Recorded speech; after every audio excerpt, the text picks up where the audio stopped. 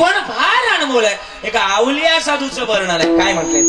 और ऐसी हो जाएगी तेरी हालत, काम नाएगी तेरी दौलत, मौत जब तुझको आवाज देगी,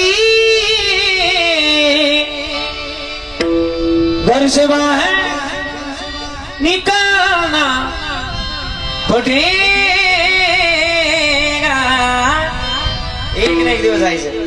महाराज म्हणले आज गेला पंजा गेला, बाप मसना गेला, देखत देखत ना तू बनतो तोही पैसा झाला, देखत देखत ना तू बनतो तोही पैसा झाला.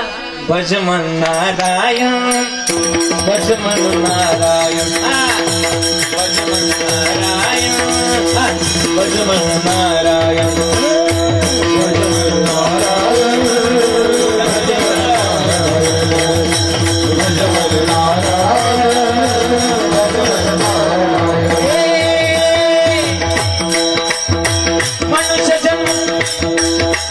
मनुष्य जन्म अनमोल,